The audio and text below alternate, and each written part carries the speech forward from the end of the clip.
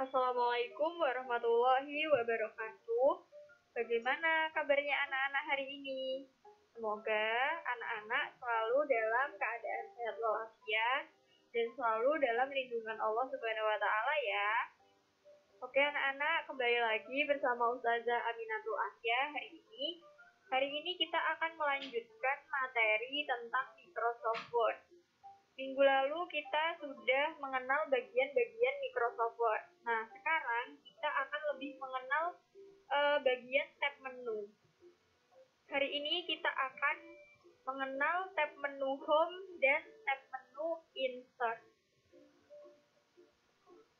Oke anak-anak, sebelum memasuki materi, Ustazah ingin menyampaikan sedikit saja petuah untuk anak-anak di pagi hari ini. Anak-anak, carilah ilmu dan hiasilah dia dengan sikap tawadu dan santun.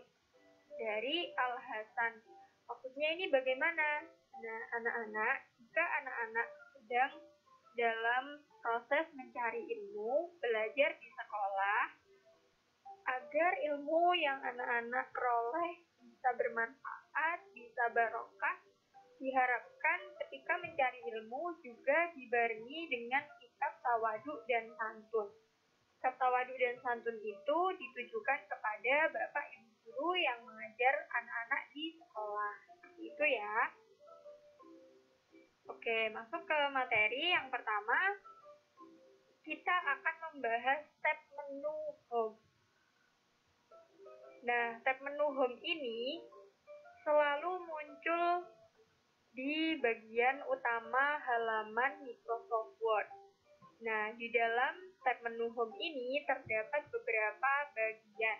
Yang pertama ada clipboard, yang kedua ada font, yang ketiga ada paragraf, dan yang keempat ada editing.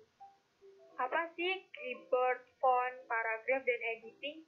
Yuk kita simak bersama penjelasannya. Oke, yang pertama ada clipboard. Nah, di dalam menu clipboard ini ada beberapa icon. Dan icon itu bisa digunakan atau memiliki fungsi yang bisa membantu anak-anak ketika mengetik di Microsoft Word. Yang pertama ada cut, yang di situ ada gambarnya gunting.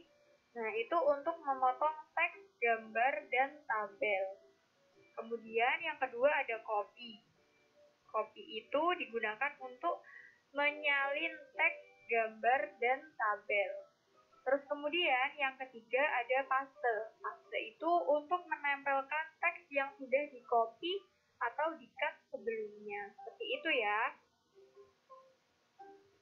Yang kedua ada font. Nah, di menu font ini juga terdapat icon-icon yang banyak sekali. Nah, yang wajib anak-anak ketahui ada 5. Yang pertama, font. Nah, font itu untuk memilih jenis dan gaya huruf. Nah, hurufnya mau dipakai seperti apa, itu bisa memilih di icon font ini. Nah, yang kedua ada icon font size. Yang di situ ada tulisannya 11. Nah, itu untuk mengatur ukuran huruf. Jadi, hurufnya mau dibuat seberapa besar, itu mengaturnya di situ. Yang ketiga ada bold. Nah, bold ini untuk menebalkan teks.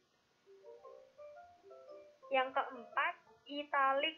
Nah, italic ini untuk memberi efek miring pada teks. Jadi, kalau seumpamanya anak-anak di buku paketnya atau ketika dikasih tugas Bapak Ibu guru kok ada tulisannya bisa miring. Nah, itu pakai icon italic.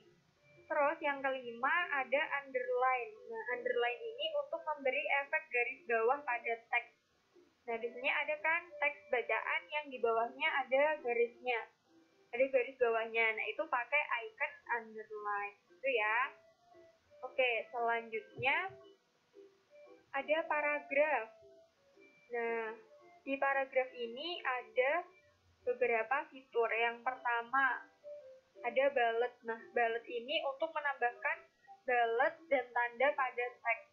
Bullet ini bentuknya biasanya lingkaran, kotak, atau centang. Seperti itu ya. Terus kedua ada numbering. Numbering itu untuk menambahkan nomor secara urut. Jadi kalau anak-anak mau ngasih nomor secara urut 1, 2, 3, itu itu nggak perlu ngetik manual, tapi langsung klik di icon numbering ini. Oke, yang ketiga, di situ kan Ustazah jadikan satu ya.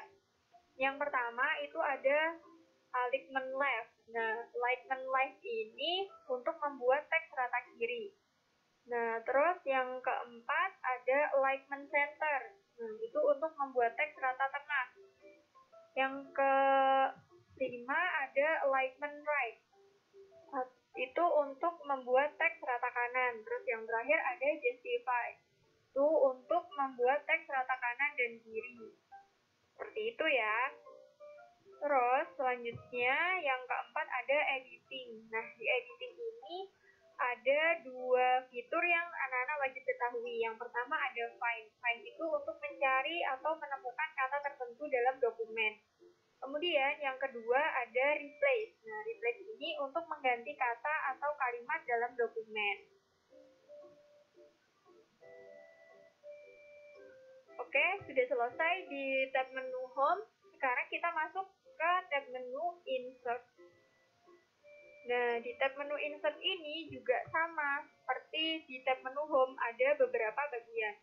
Yang pertama ada page, yang kedua ada table, yang ketiga ada illustration, yang keempat ada header dan footer, terus yang kelima ada text.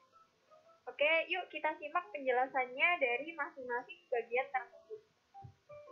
Bagian pertama ada page.